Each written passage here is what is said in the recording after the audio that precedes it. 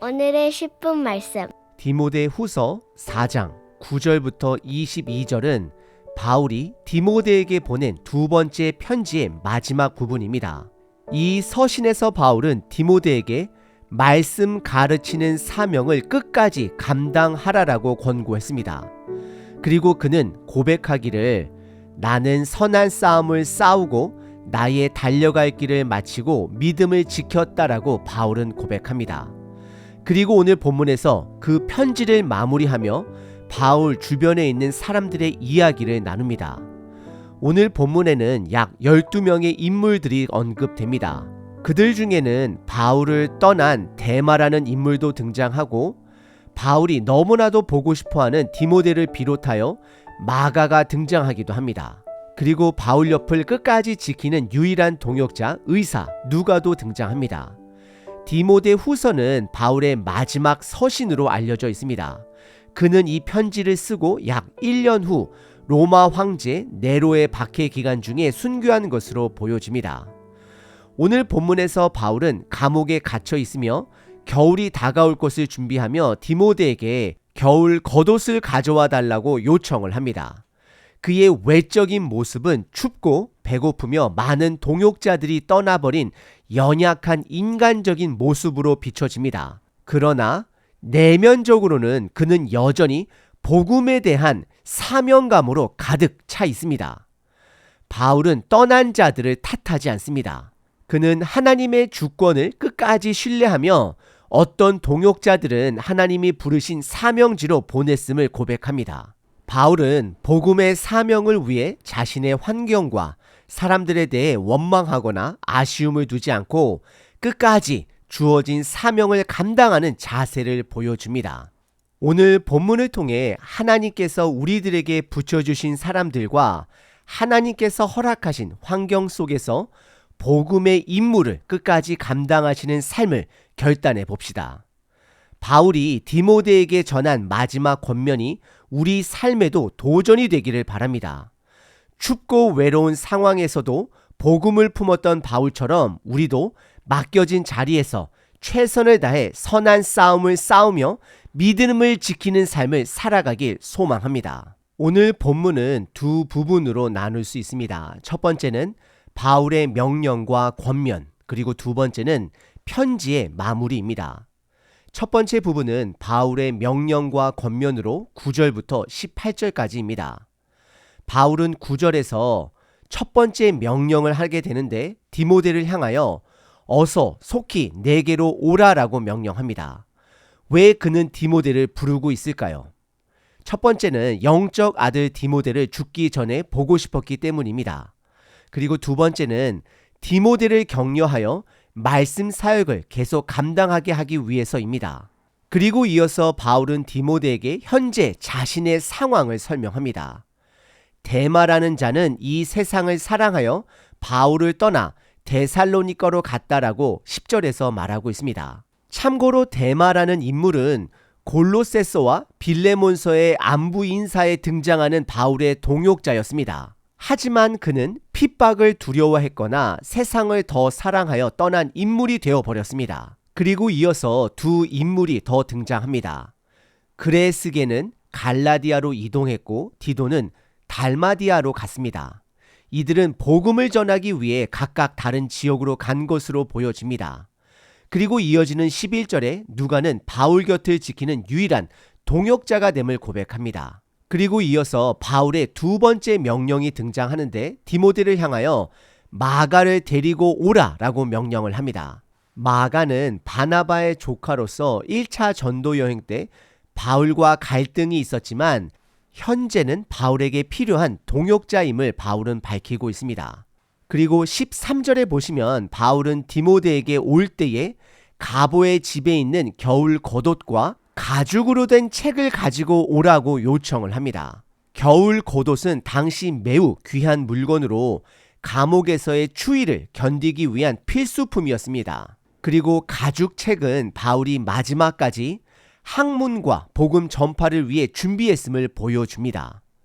그리고 바울은 이어서 14절에 조심해야 될 인물을 등장시키는데 그는 구리 세공업자 알렉산더입니다. 그자는 바울에게 큰 피해를 끼친 자다라고 고백을 하며 하나님께서 그를 심판하실 것이다라고 말을 합니다. 알렉산더는 디모데 전서 1장에서도 등장하는 인물로 거짓 교사들 중 한 명으로 보입니다. 바울은 디모데에게 그를 조심하라라고 15절에서 경고합니다. 그리고 이어지는 16절에서 바울은 자신이 투옥될 당시 많은 사람들이 자신을 떠났다라고 고백합니다. 그러나 그는 그들을 탓하지 않습니다. 바울은 하나님께서 끝까지 자신과 함께 하셨고 그로 인해 이방인들에게 담대히 복음을 전할 수 있었다라고 17절에서 고백을 합니다. 그리고 18절에서는 그는 하나님께서 자신을 모든 악한 일에서 건지셨으며 결국 하나님 나라로 들어가게 될 것을 확신합니다.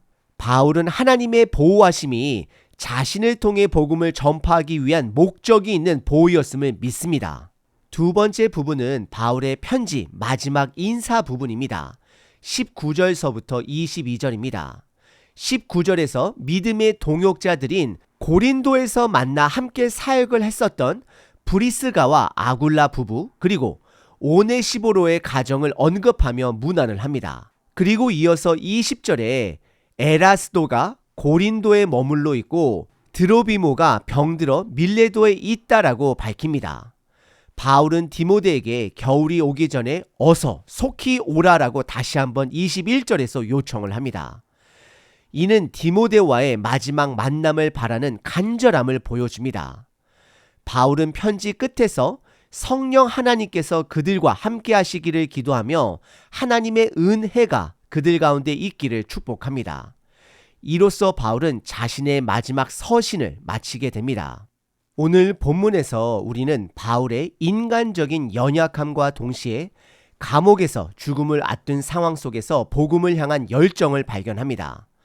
바울은 많은 사람들이 떠나가는 상황에서도 하나님의 주권을 끝까지 신뢰합니다. 그리고 그의 곁에는 여전히 하나님께서 붙여주신 동역자들이 있음을 보여줍니다. 비록 데마는 세상을 사랑하여 떠나갔지만 누가는 끝까지 바울과 함께하였으며 그의 삶을 통해 예수 그리스도의 사역을 지켜보는 증인이 됩니다. 그리고 누가는 누가복음과 사도행전을 기록하게 됩니다. 바울은 믿음의 아들이자 동역자인 디모데에게 속히 오라고 부탁하며 함께 복음을 위해 달려갈 것을 기대하고 있습니다. 바울은 자신이 선한 싸움을 다 싸우고 달려갈 길을 마쳤다고 고백하면서도 끝까지 동역자들과 함께 복음을 감당하기 위해 힘을 씁니다. 여러분 곁에는 지금 누가 있으십니까? 하나님께서 붙여주신 사람들과 함께 복음을 위해 선한 싸움을 싸우십시오. 기회가 주어졌을 때 하나님께서 정하신 그 때에 서로를 격려하며 믿음의 길을 끝까지 달려가시길 바랍니다. 그리고 무엇보다 우리와 끝까지 함께 하시는 하나님을 신뢰하십시오. 바울이 그러했듯이 여러분도 하나님의 주권 안에서 모든 순간을 맡기고 살아가시길 바랍니다. 지금 주어진 자리에서 허락하신 사람들과 복음을 감당하는 삶을 선택하시는 저와 여러분 되길 도전합니다. 디모데 후서 4장 7절 나는 선한 싸움을 싸우고 나의 달려갈 길을 마치고 믿음을 지켰으니 이제 후로는 나를 위하여 의의 면류관이 예비되었으므로 주 곧 의로우신 재판장이 그 날에 내게 주실 것이니 내게만 아니라 주의 나타나심을 사모하는 모든 자에게도니라. 생명을 주신 하나님 아버지를 찬양합니다. 오늘도 우리들 삶 속에 복음의 은혜를 주심에 감사드립니다.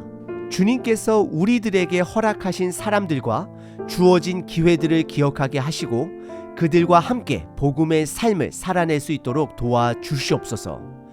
때를 어떤지 못 어떤지 말씀을 전할 용기를 주시고 삶의 자리에서 선한 싸움을 싸우며 믿음을 지킬 수 있는 힘을 허락하소서.